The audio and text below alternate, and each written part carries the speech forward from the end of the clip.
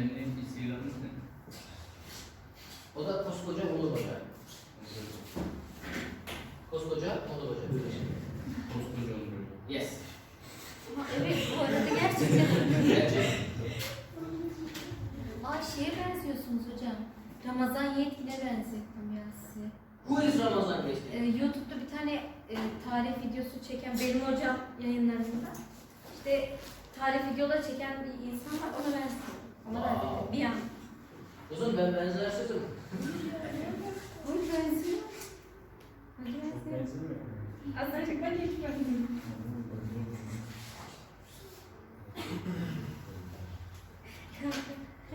Siz darladıktan sonra çekin. Hocam bir şey sorabilir miyim? Yes.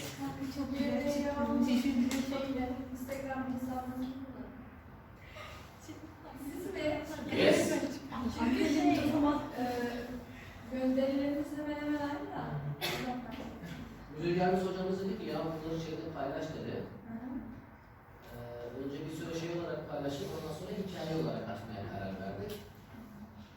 Hocam bir tane çocuk var. Bizim oğlunuz mu? Yes. Probably. Hocam takip olacak mı?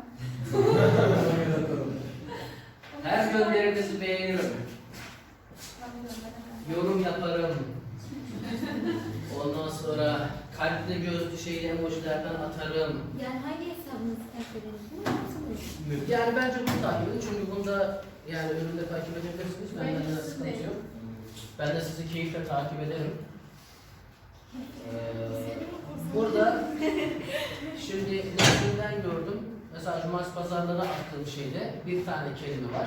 Türkçesi var. Bir de örnek bir cümle var. Örnek bir cümlenin içinde gördüğümüz zaman kelimeleri daha rahat hatırlarız. Hafta içi attığım şeyler sadece resim. Yani belki görsel hafızası güçlü olanlar vardır diye. Bir de zaten yüksek okulumuzun bir Instagram hesabı olmasına niye ısrarla teklif ettim? Öğrencilerin Instagram var. Duyuruları, şunları, bunları oradan daha rahat görürler diye düşündük. Dediler ki tamam sen yap. Tamam ben yaparım. Okay. Now we are going to pair up.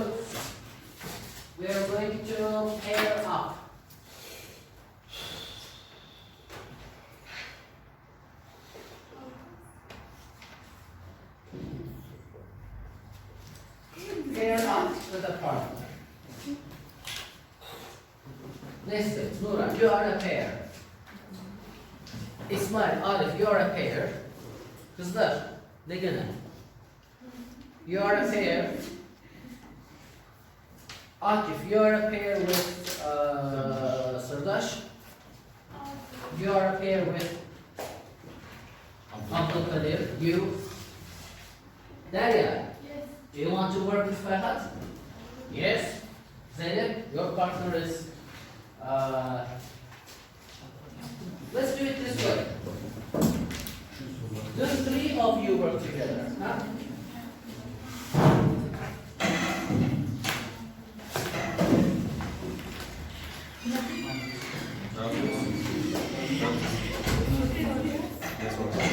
Now, I'm going to give you about 3 minutes.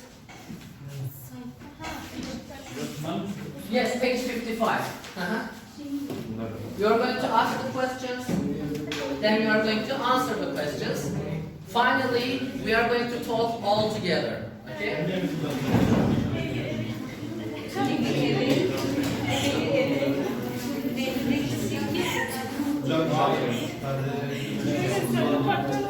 Do you need it now? Why?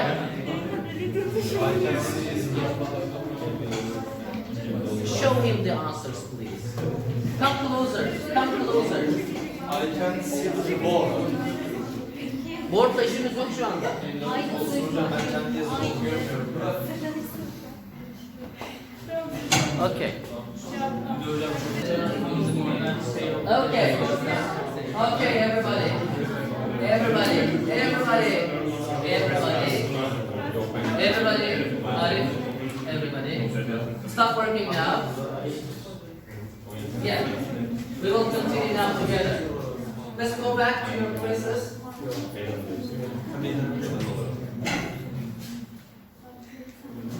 Önce ödevlerinde de çok yaptığınız bir hatadan bahsedelim. Ben her hatayı yapmışım hocam Rising'de. Boş geçmemiş.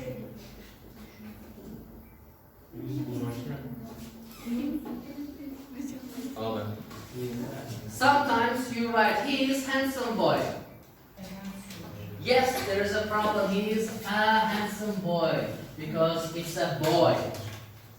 Or we can say he is handsome, no problem. But he is a handsome boy. Okay? They are good students.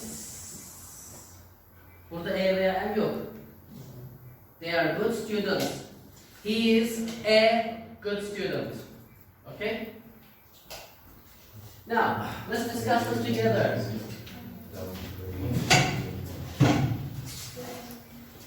Zeynep, have you ever tried to learn something new and failed? Yeah, okay, look at us now.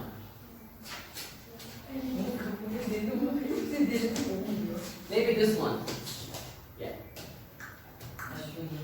Bu çok kötü. Yes, have you ever tried to learn something new and failed? I tried speaking English, I tried to speak English, but I couldn't I couldn't. every time. Every time, her seferinde. Every time, I couldn't. But now you are learning. Biraz biraz. Yes, you are learning. Good. You are doing good. Okay. Ismail, how important is it to be rich? So important. So important. Ismail, how important is it to know how to drive? I think so important because when happen emergency something, we need to know how to drive. Good. Hemen şunu not alalım arkadaşlar. Hocam. In case of an Günlük yaşantı. emergency, bir acil durum halinde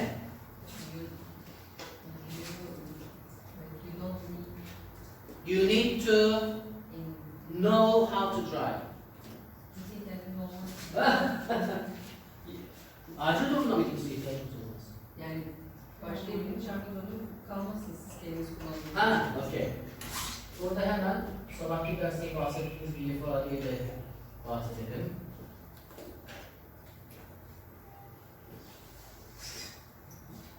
You need to be able to drive. Araba sürebilmelisin. Beceri var burada, sürebilmek. You need to be able to drive.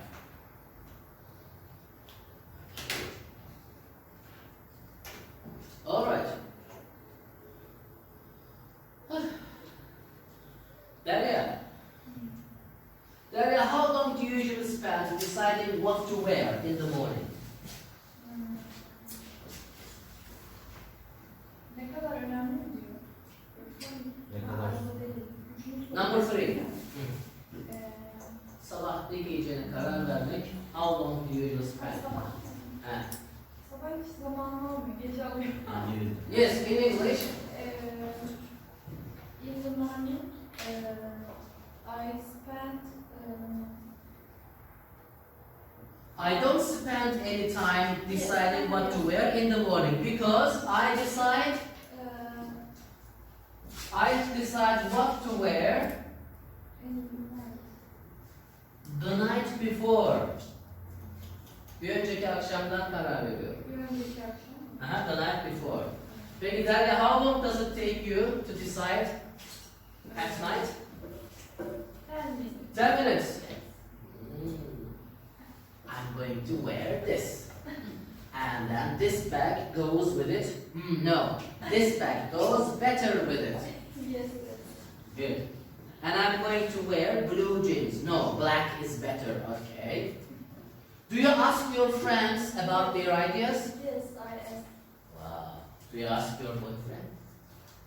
sometimes. Okay. Okay. Yunus Emre, Yes. have you ever forgotten to turn off your phone during a class or during a concert? I usually forget turn off my phone in concert because concert is very noise. Loud, very loud. Loud. I don't hear my phone. Telefonumu zaten duyamıyorum. Bak şimdi. Evet. Belki yaz bir yere. Even if it rings, çalsa bile I can't hear it. Evet. Even if it rings, çalsa bile. Okay, good.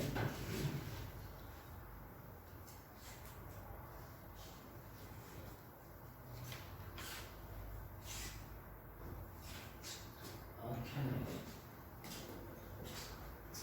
Kızlar, Belkıs, where are you hoping to go for your next holiday?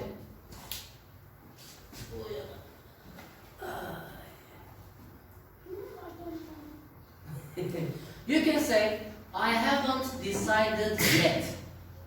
Nasıl? I haven't decided. Tam bir present perfect tense durumu. I haven't decided yet. Okay. Arif, where are you hoping to go for your next holiday? I would like to go easily but büyük ihtimalle nasıl diyeyim? Most probably. But I most probably stay in Trabzon. Yes. Most probably I will stay in Trabzon. Is it because of financial matters? Yes, Yes, okay. it's so expensive. It's so expensive, unfortunately. Okay. Can I ask question to you? Yes, please. Do you think it's possible to stay friend with an ex-boyfriend or girlfriend? Yes, of course, I agree with that. Nasıl yani? Arkadaş mısınız hocam eski sevgilinizle? Ya görüşmüyoruz ama düşman değiliz yani. I saw my ex-girlfriend.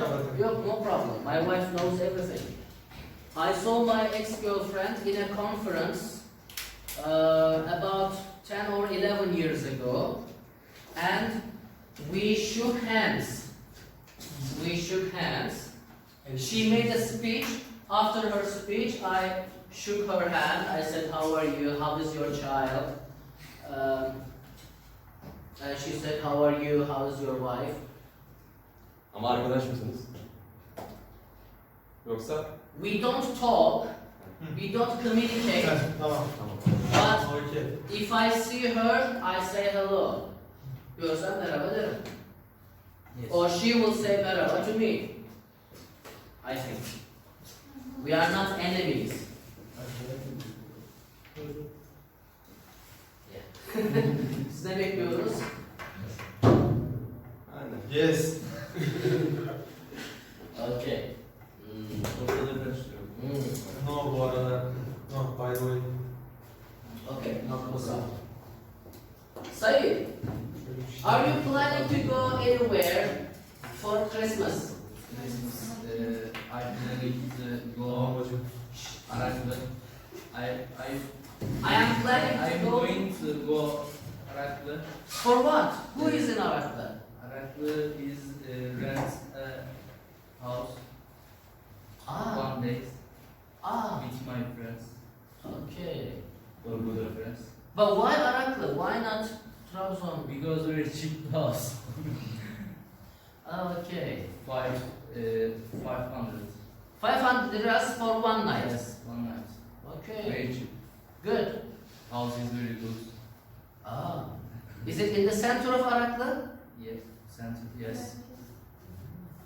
Good. Center of Araklı. Araklı to here, there. 150 meter. Ah, 150 meters to the center. To the center, yes. Ah, okay. Okay. So it is center of Araklı. Yes. Okay. All right. Nuran, are you planning to do anything for Christmas? Yes. Whoa, what?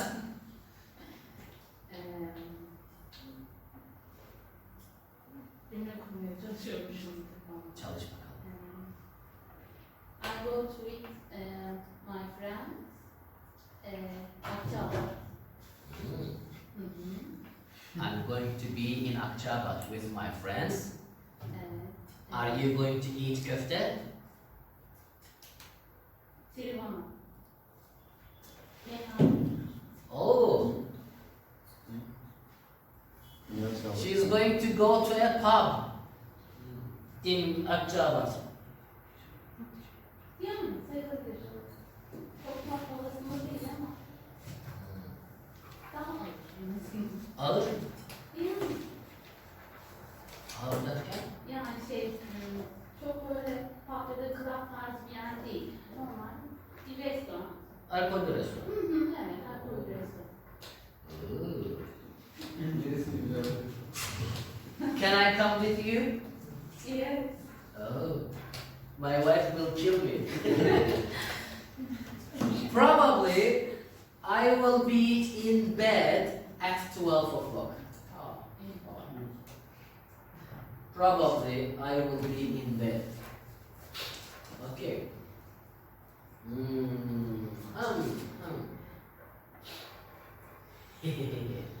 Mahmut. Mahmut, would you like to study in another country? Yes. Would you like to be a university student in another country? Yes. Where, for example? İşim nereye zaten bütün ülkeye gideceğim. In English, you can make a future sentence. Will kullan, going to kullan. I am going to I'm going to be be in.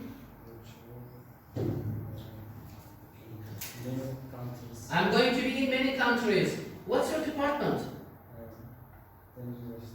Oh, Halimanda, you are going to find a new girlfriend. Bunlar eskidenmiş ya. Şimdi olmuyor.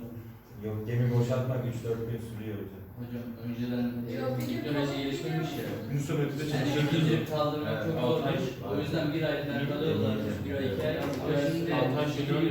hatta yine çıkacak bile. Toplam 300 atıyorlar ya. Okay, in English, there is an expression, Vayzerin. one night Very. stand. In Turkish we say tek gecelik aşk, tek gecelik ilişki. So you don't need to spend 1 month anywhere. Berkız, who are you writing to? Arif, who are you writing? Benim telefonlar hepinizin elinde. Translate. Toplayacağım sonra bu telefonları. Okay. Listen. Have you ever pretended to be ill when in fact you were not ill? Do you understand the question? No. Pretend bir şeymiş gibi yapma. No.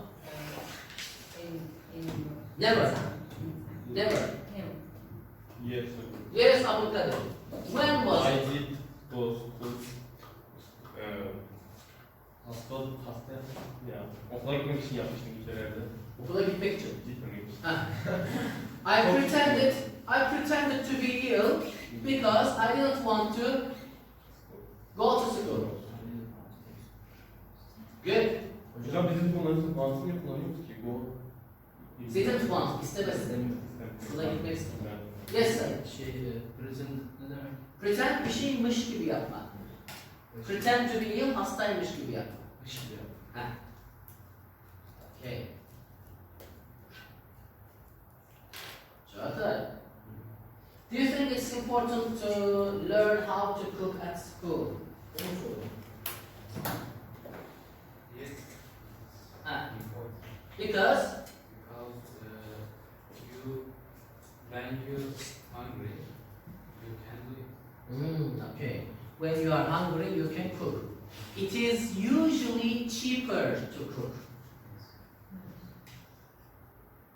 Also, you can cook early in the morning, you can cook late at night, but for example, you cannot eat anything at 7 o'clock in the morning. You can only have simit poğaça or you can only have çorba. but you cannot, I don't know. It is, gene şu yapıyı kullanalım. It is better to be able to cook. Pişirebilmek, yemek yapabilmek daha iyi değil mi? It is better to be able to cook. Yazdın mı Nesrin? It's better to be able to cook. Yazdın mı? İsmail. İsmail. Telefonların bu halleri beni üzmeye başladı. Sorry. Yok yani everybody. Akif. Evet, Akif ediyor. Akif. Arka kullanmış da o dikkatini.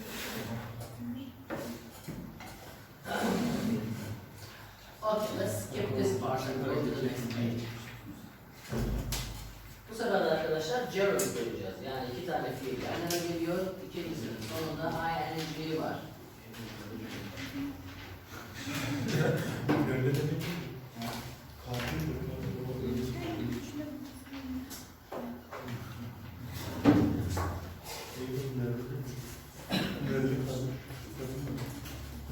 Okay. We sometimes ask a question to our students. We say, what makes you happy? What makes you happy? What is it? Seni ne mutlu eder? What makes you happy? You can give two different answers. You can say an object. For example, Money. music, money makes me happy. Rock music makes me happy. I don't know. Weekends make me happy. Or you can say doing something makes me happy. For example, listening to music makes me happy. Or watching a film makes me happy. Or walking makes me happy. Okay? So, give me your answers. What makes you happy? İster bir nesne kullanın, ister bir fiil kullanın. No, just speaking. Sırdaş, what makes you happy? Spending time with my friends makes me happy. Good. Playing football with my friends. Wow, makes me happy. I know your answer. Spending time with your boyfriend makes you happy. Derya, söyledi de biliyorum. Sleeping makes me happy. Really? Zeynep, what makes you happy? Talk with my sister. Talking to my sister makes me happy. Driving car makes me happy. Driving makes me happy. Ezgi? Playing my little sister. Playing with my little sister. How old is she? 2. Ah, 4. What's older küçük? Right. Listen. New things and talk Şey demişim. to 24 my family makes me Learning new things and talking to my family make me happy. Okay. İki tane olduğu için, çoğul olduğu için make yaptım. Sonra what makes you happy? Huh? Reading a book. Going to Akçabat with my friends. Drinking alcohol all night makes me happy. Okay, this challenge. Writing poems. Oh, writing poems. O ne var hocam? Şiir. Şu çok güzel resimler yapan Sırdaş sen miydin? When are you going to draw my picture?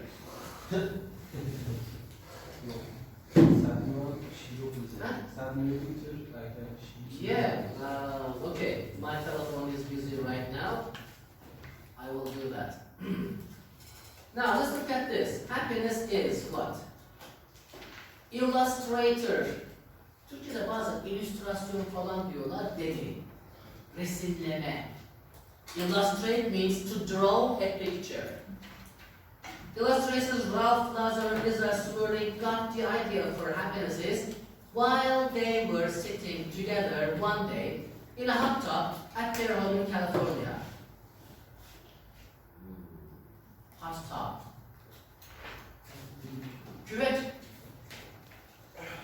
Küvette otururlarken they got the idea.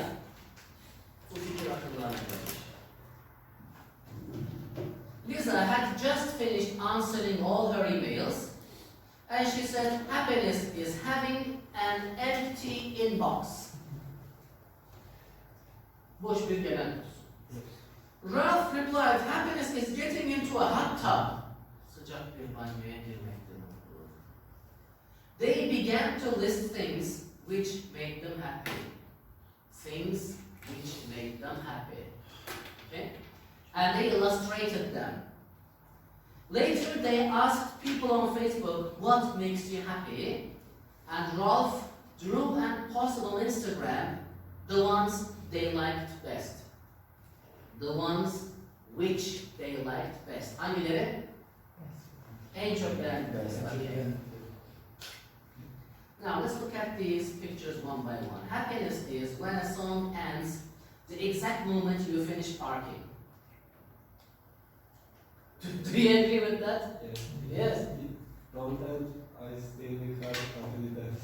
Oh, if it doesn't finish, I stay in the car until the song finishes. Good.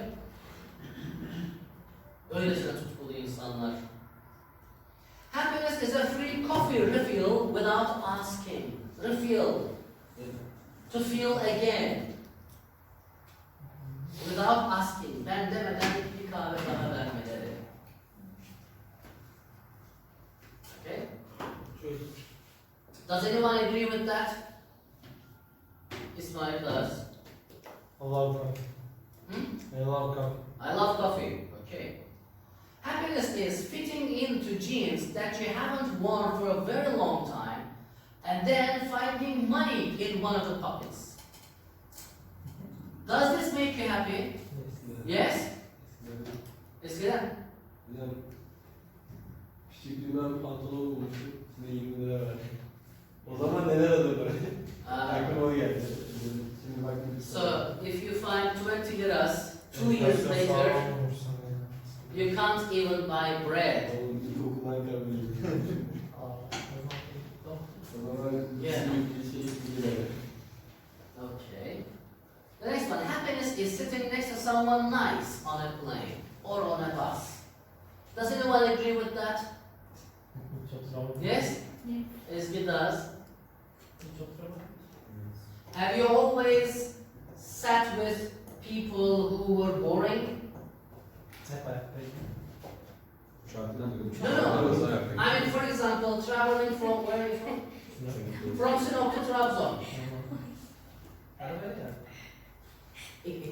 Hocam cam konuşamadık. Hmm? Cam konuşamadık. You can sit by the window. Sit by the window. Yes, you want to say something? Yes, I sit by window. Size bir şey diyecektim değil mi? Yok yani ben de şey Ha. yaptım. Sitting next to the window it makes you happy, huh? Yes. Sitting by the window makes you happy. Sitting with your boyfriend makes you happier. Okay. Happiness is finding a delicious food with no calories or fat or cholesterol. Şimdi hem delicious, No. hem kalori yok, hem yağ yok, hem kolesterol yok. Impossible. Böyle diyebiliyorum. Farz edin ki var. Does it make you happy? Yes. It makes me very happy. Yeah. Okay. Happiness is landing in a new country. Yes. Do you agree? Yes. Yes. It depends on the country. Not Syria, not Iraq, not Afghanistan maybe. Maybe Russia, maybe Spain, maybe the United States. Demek kimse gitmek istemiyor oralara. Halbuki it is full of history, değil mi? Iraq is full of history. Alright. The next one. Happiness is reading a really good book and then finding that it's a series. Devamı varmış meğer. 2'si, 3'ü, 4'ü varmış o kitabın. Does it make you happy? Yes? You agree? Okay. Happiness is finding the other earring. Kaybolan küpenin tekini bulmak. Derya? Mahmut. Mahmut? If that was a good joke. Yeah. And happiness is not having to set the alarm for the next day. Yes. Alarm kurmak zorunda olmamak. Do you agree? Yes. Oh my god. Is there anyone who doesn't agree? No. Yeah. Ben kurmuyorum ki hocam. Bir de vakit alışkanlık oldu çoktan beri. How do you wake up? Sabah eşliğim. No, no, how do you wake up? Nasıl uyanıyorsun? Normal ya. So, you have a biological clock. Yes. Okay, biological clock. Good. Now we're going to go to page 158 and we're going to do part 2. Bu sefer de fiillerin sonuna enzim gelecek. Do you know all of these verbs? Yeah, I'm going to give you 2 minutes now and then we're going to discuss them.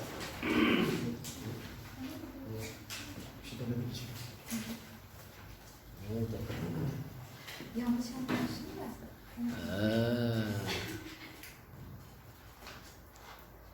Is it enjoyable? Yes. Ben hiç seyretmedim kendimi. Because I haven't had a chance, I haven't had time. I only upload them. Mesela Yunus'un gelmediği dersi izleyebilir oradan. Sait kaçırdığı dersleri izleyebilir oradan. Nerede? Best YouTube channel. Hmm? Best YouTube channel. Yes. Okay. Nesrin, what is one? Have you finished doing your Tidying your room. Odanı düzenlemeyi bitirdin. Değil mi? Tidy your room. Okay. Nura, what is three? You can't learn to play a musical instrument. When we told practicing regularly. Sen nereye gittin? Olur. İyi. Sen bu olduğumuz yeri bul, sonra da İsmail'e gidelim. İsmail, what is number three? 3. Yes. I want to go on working until I am 17. Yeah. Go on means continue. Yani Devam et. 70 yaşıma kadar çalışmaya devam edeceğim. Berkız, what is four? I hate being late when I am meeting someone. Right, I hate being late. Ezgi, I like having breakfast in a cafe. in a cafe. Arif, I love waking up early on a Sunday morning. yes. Akif, I don't mind doing guidance, it's quite relaxing. yes. Yunus Emre, She spent hours taking on the phone. ne yapayım? Taking on the phone. Talking. yani. Talking. Ha. Taking. Sorry teacher. Okay. Sırdaş, what is nine? It started with raining at 5:30 in the morning. In the morning, okay. Abdülkadir, Please stop making such a noise. such a noise I can't think. Okay. And Said, I don't feel like cook today, let's go out for lunch. I don't feel like I don't feel like cooking. cooking. Canım yemek yapmak istemiyor. Okay. Önceki derste start fiilinden bahsetmiştik. Demiştik ki we can use an infinitive with start. We can also use a gerund with start. Yani it started to rain at 5:30 diyebiliriz. It started raining at 5:30 diyebiliriz. Okay? Any problems? Good. Let's go back to page 58 now. We have grammar bank now. example of a gerund after a preposition. Şimdi prepositionlardan sonra gelen fiil ing alır. Give me an example from these cartoons.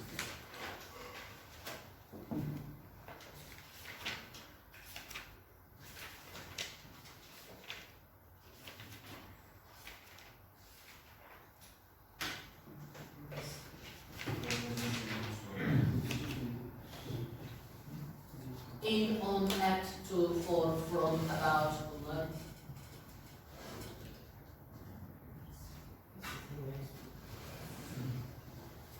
Ama next to'dan sonra şey diyeyim. Cemil Nasıl? Nasıl? Living room diye bir şey var. Oturma odası. Living room. Ama o şey var mı? Sadece Yok orada fiil değil o. hani Living room artık bir isimleşmiş. Oturma odası. Şöyle bir preposition var. What is known as the exact moment you finish part of it.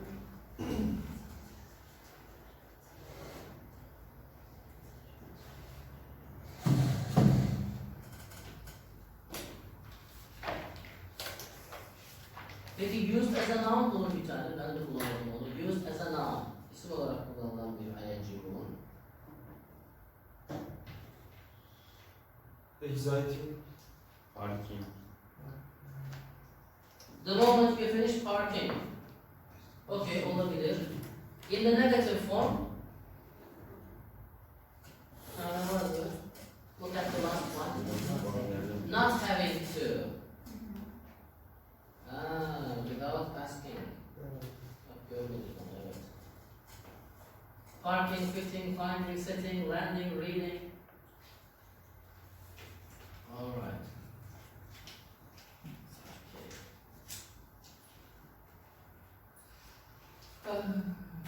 Okay. Aferin Ezgi'ye, she is taking notes. Also Nesrin is taking notes.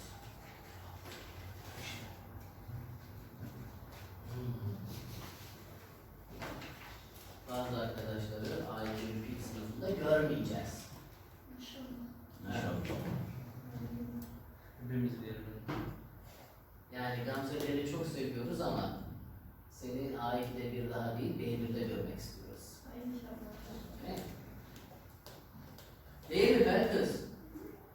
Takıldığın yeri soruyorsun değil mi? Çekinmiyorsun kimseden. Okey. Burada herkes birbirinin arkadaşı, kimseden çekinmeyecek. Let's go to the grammar bank now. Page 138.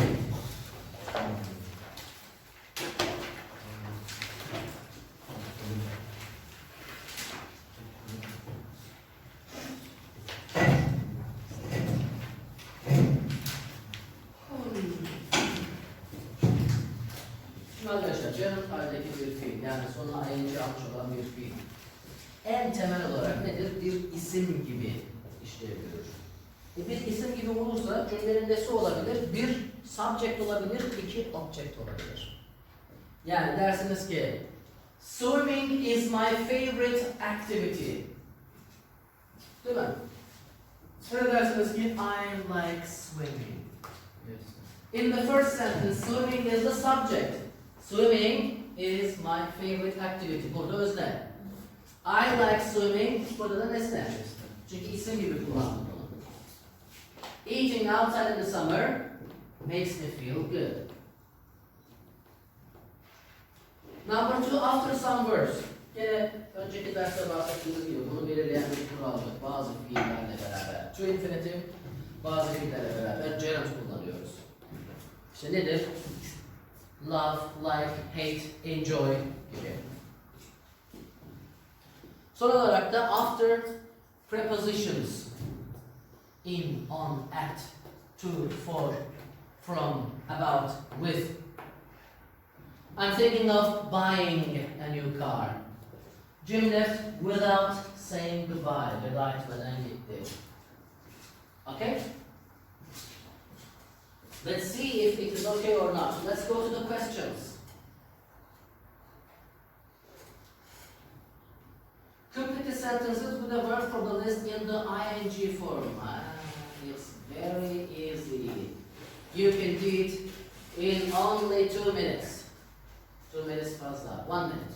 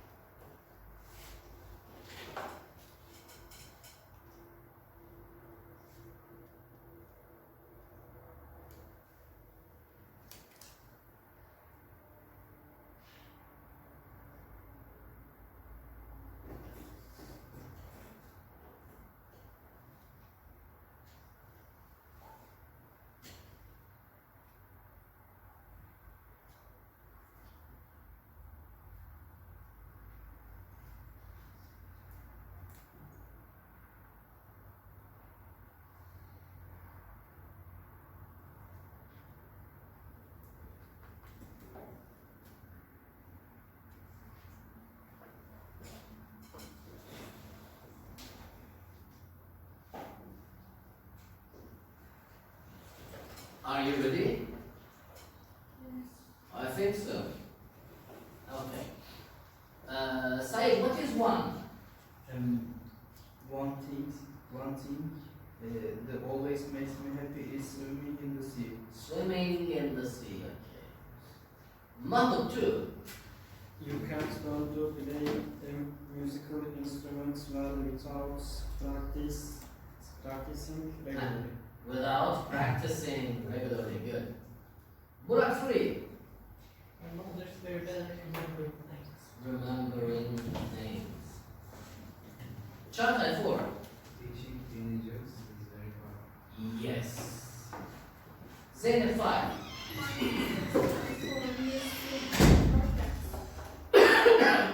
Messaging your friends. Mesajlaşarak buluşuyor.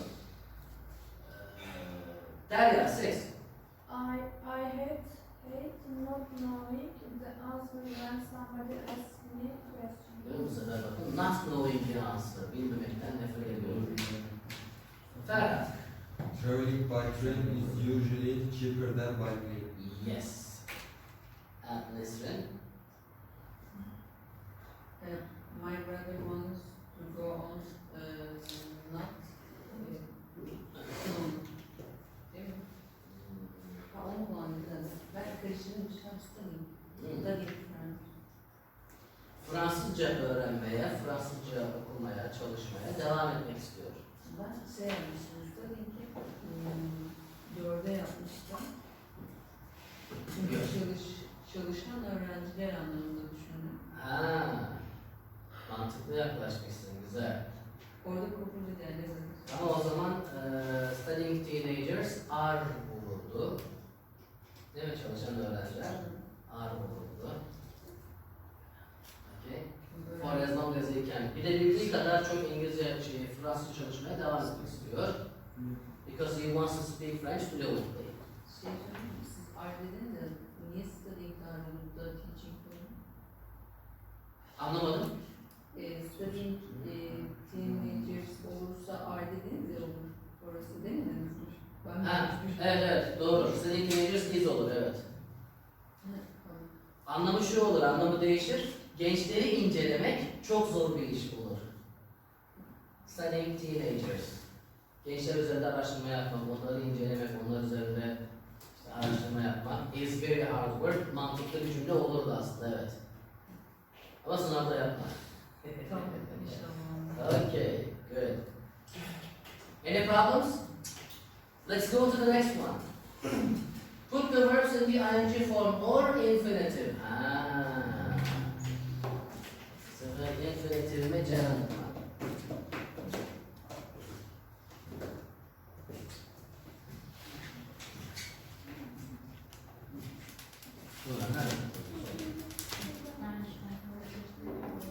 Olsun.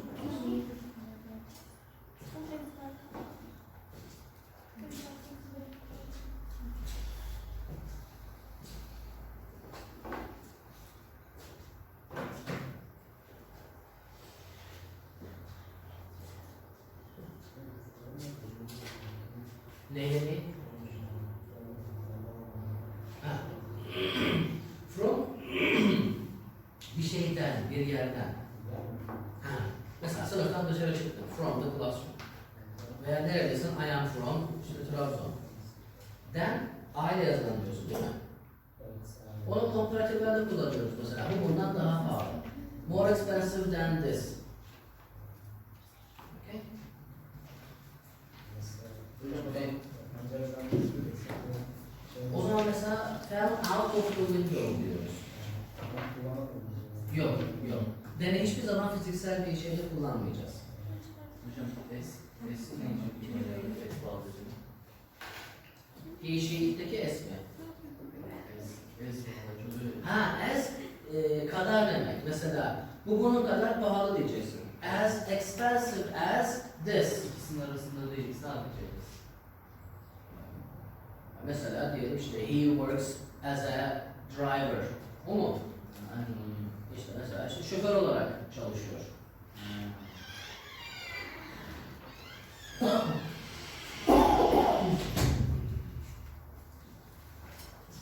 Okay? Sırdaş.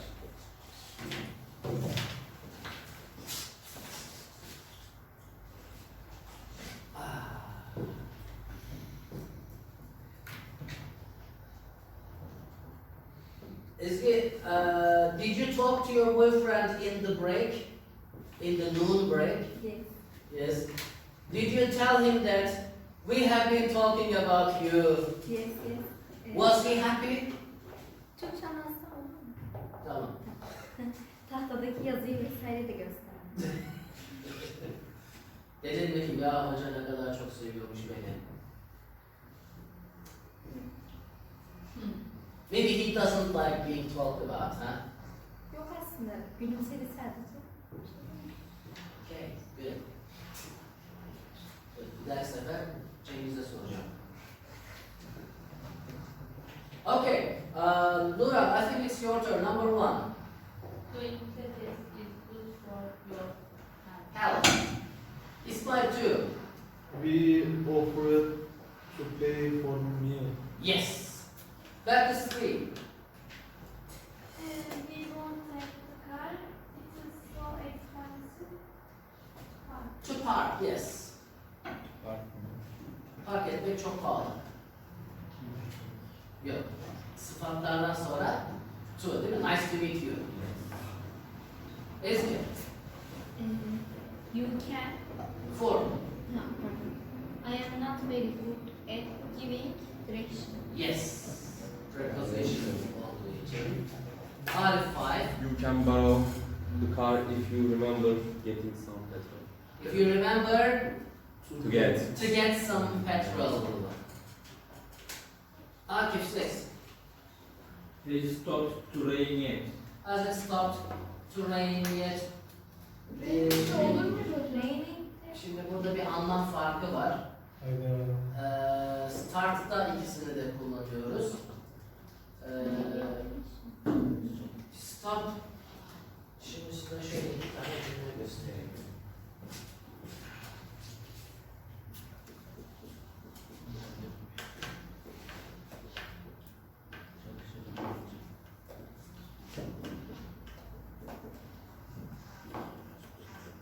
Şimdi arada çok büyük bir anlam farkı var. Abdülkadir bak şimdi. We stopped smoking. Sigarayı bıraktık diyor. We stopped to smoke. Buradaki to amaç gösteriyor. Sigara içmek için mola verdik diyor. Burada da şimdi has it stopped to rain dersen yağmur yağması için durdu mu falan gibi bir anlam çıkar. Stop'tan sonra ing kullanalım. Bir şey durdu, bir şeyi artık bitirdik anlamında. Okay?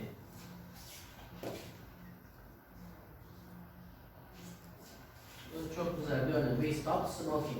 Bir şey yapmayı bıraktık. We stopped studying mesela. Ders çalışmayı bıraktık. We stopped to study olursa ders çalışmak için durduk, ara verdik. O yüzden has it stopped raining yet? Okay. Unit 7, number 7. I don't mind cooking, but I don't like doing the washing up. Yes. And Mahmud 8. I hate getting up in the dark during the winter. Yes.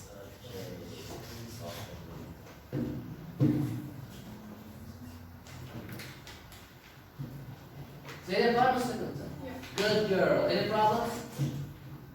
Good boys and good girls. Now we're going to go back to page, let's go to page 57. We have listening.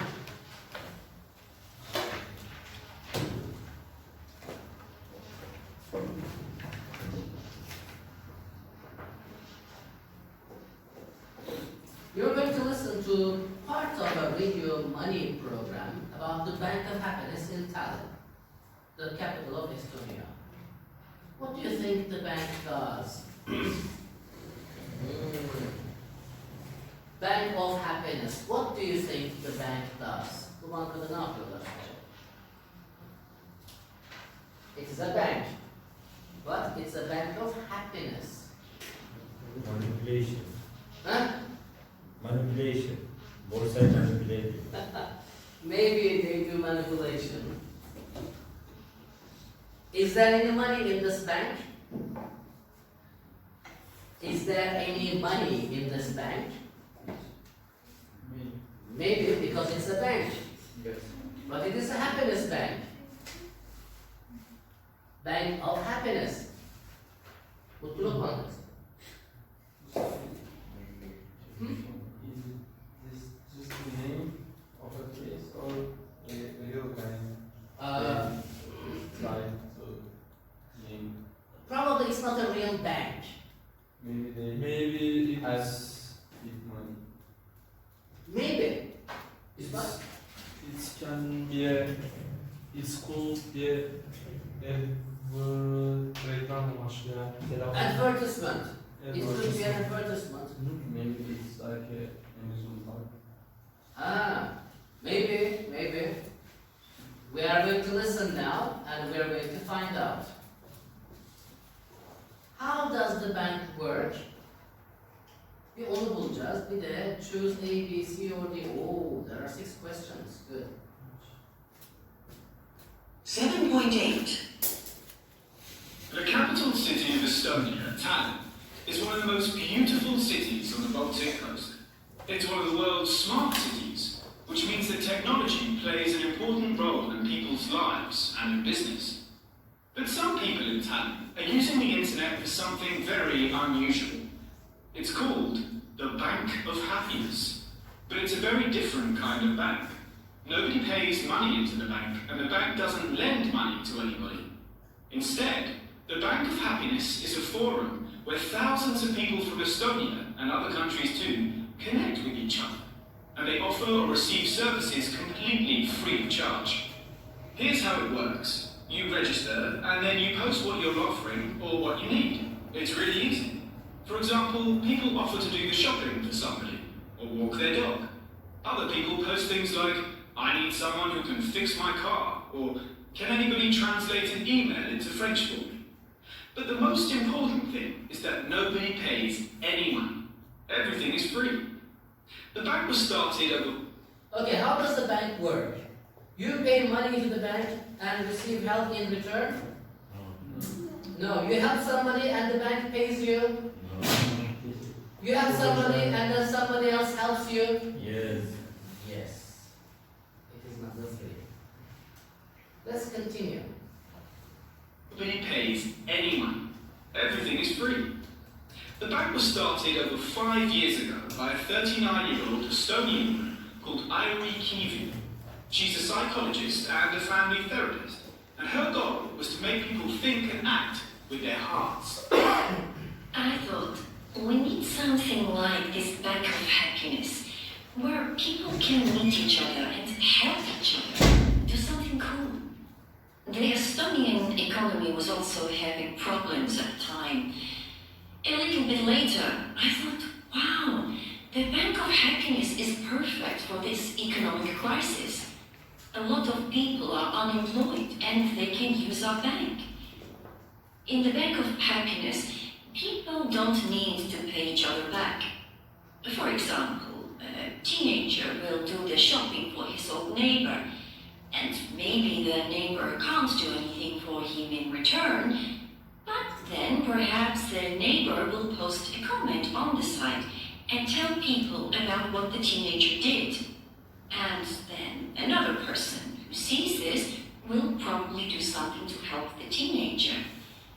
The principle of the bank is that it's not money and things that make people happy. What really makes them happy is doing things for other people. Okay. Do you want to listen again? Do you want to listen more slowly? Yes. Oh, good. 7.8.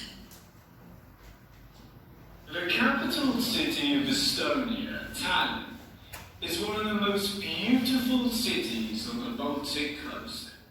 It's one of the world's smart cities, which means that technology plays an important role in people's lives. Technology plays an important role in people's lives. So why is it one of the world's smart cities?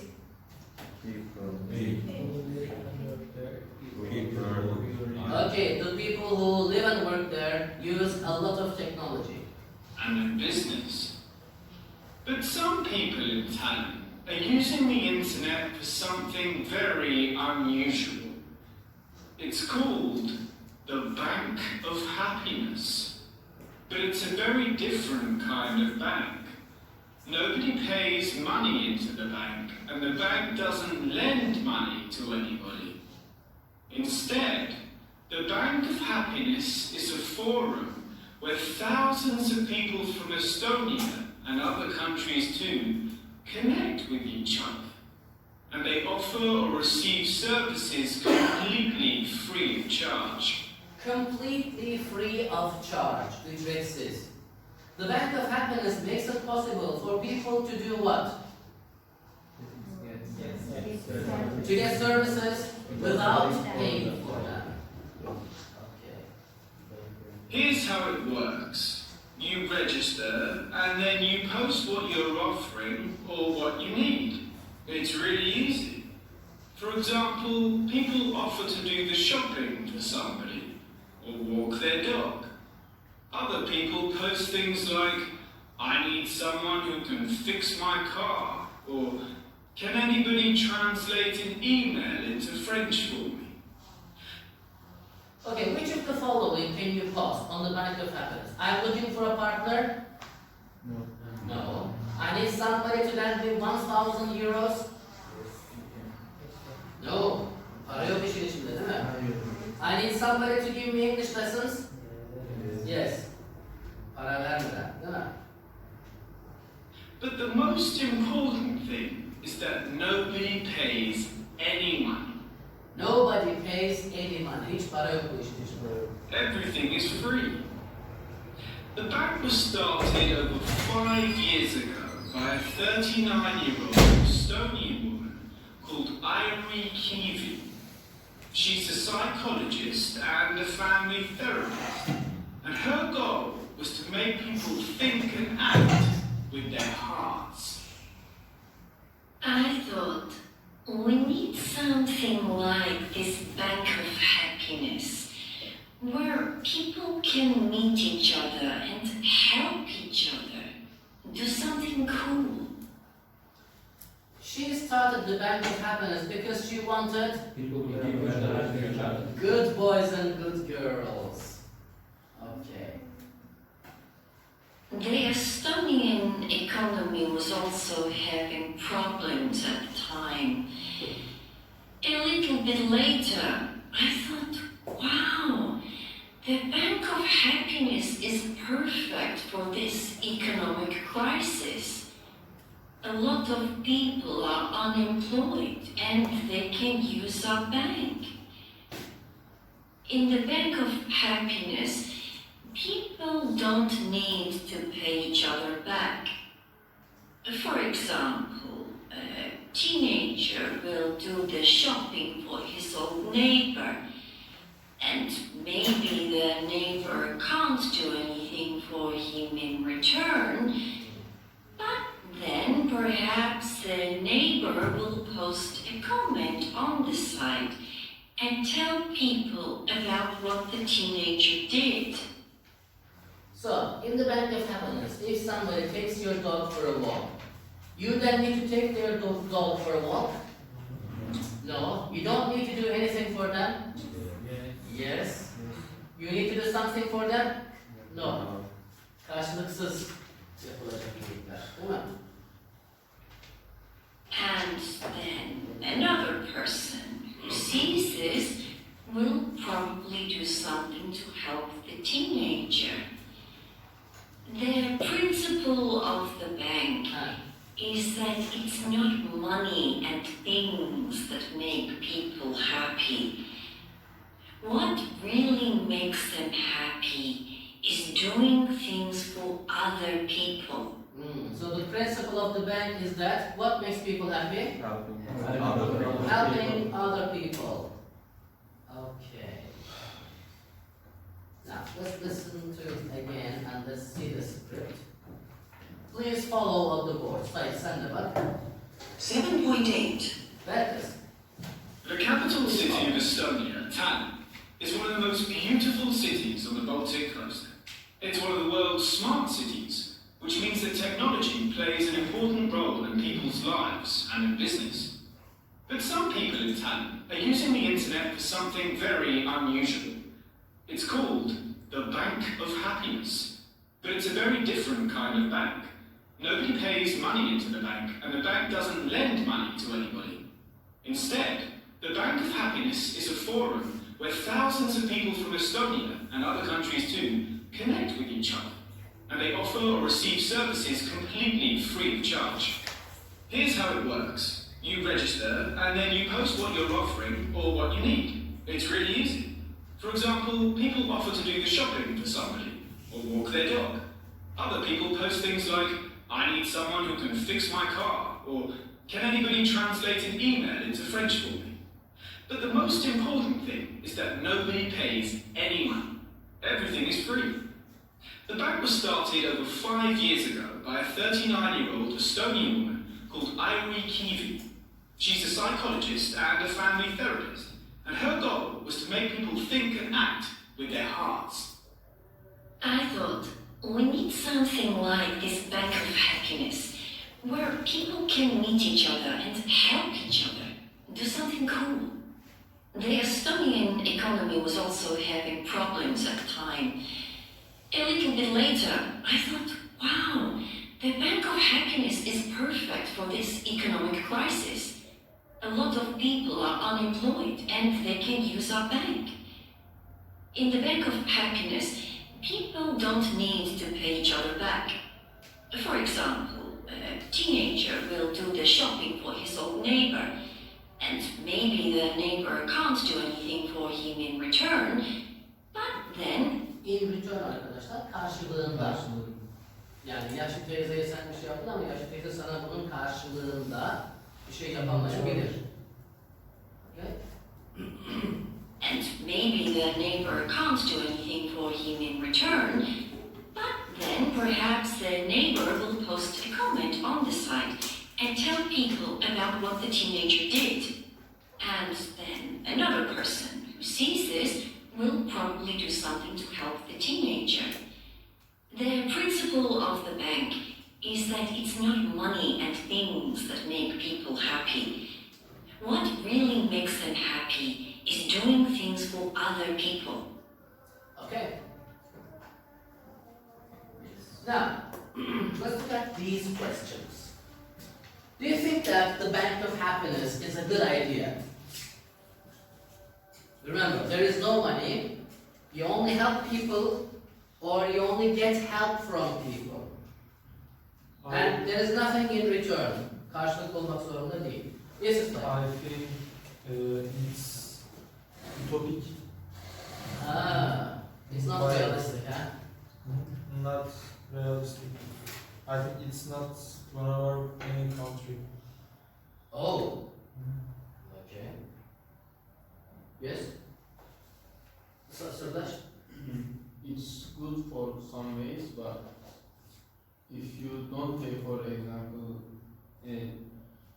A service. a service, then the ones who making them with money or making as a job get hurt. Exactly. For example, you translate an email into French. Some people do it as a job. And you may give them trouble. That's right. Good. Good. Yes, what else? Do you think it's a good idea? Yeah. Is the Bank of Happiness a good idea?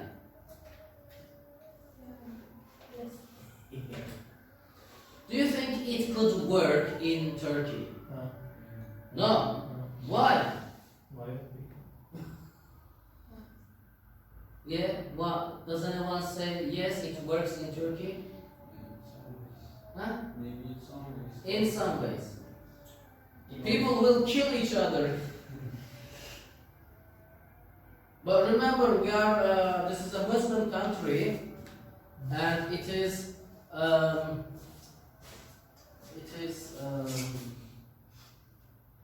forgot. It is sevap to help other people. Right?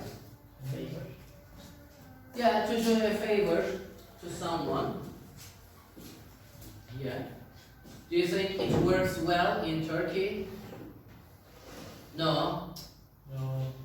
Because people will, maybe some people will use it in a negative way. Ismail? Things like that.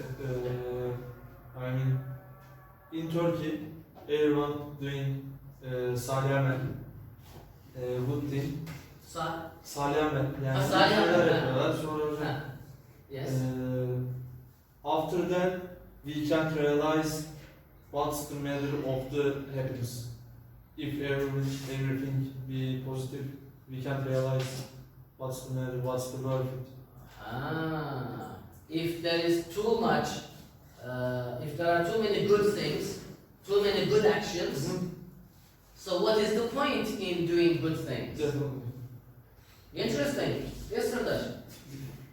If we see someone needs help, if we help them, then it's good, but if they ask for it, it's on an, I don't know, I don't know, but in this website, they maybe do it for, maybe they can do what they don't want to do. Yeah.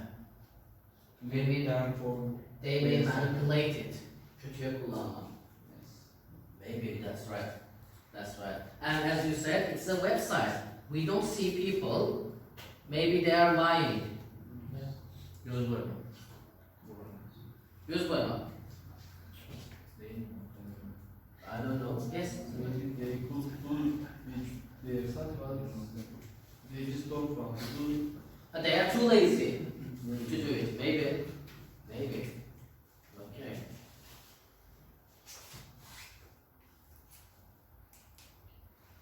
Okay. Imagine that you're a member of this bank. You registered, okay? What can you offer to do? Nasıl bir iyilik yapabiliriz insanlara? What can you do for other people? Sırdaş? I I could help older elders. could help the elderly. I could help the elderly. It means the old people. Yes. By, for example, doing shopping for them? Yes. Yes, okay. Good. Yeah, Çağatay? Maybe I can teach math Mathematics? for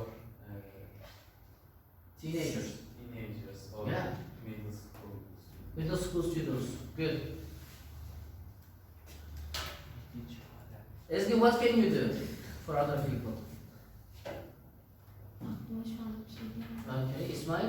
Not for people, but for dog or cat, we can put some food Food on the ground. in We front can- of the door. We can put some water and food by the door. By the door. Yes, Derya? I agree. I agree. Wow. Vay. Wow. Ya, That's çok mutlu oldum ben bugün. evet, gurur duydum hocam kendime. Yes. Nesu, what can you do for other people?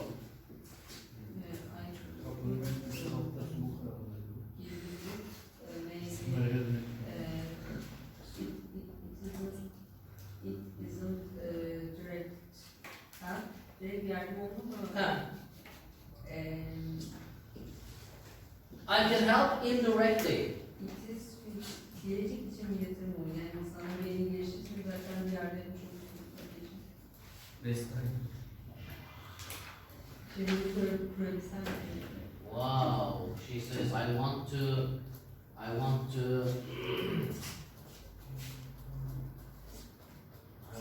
address, neye hitap etmek? Their minds and their hearts.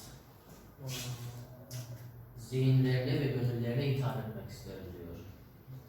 So I can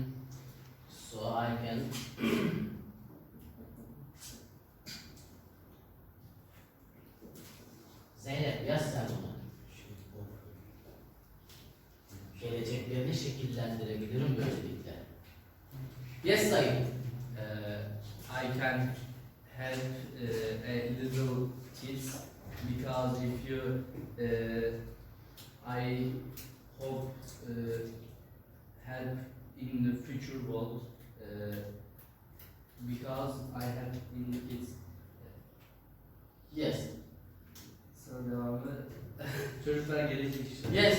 Yes. The children The are children are our we- future. Our future. Okay, the children are our future, so if I help children, I help the future. Because person make yedisinde ne yaptıysa düşündüm ne yaparım. Okay, we say children watch and children do. Yes. If you smoke near children, they smoke They in the future. Yes. If you smile with the children, they smile in the future. Okay, good. Nurhan, duralım mı burada? Okay. Thank you for coming. That was a very good day. I'll see you tomorrow morning. Have a good afternoon.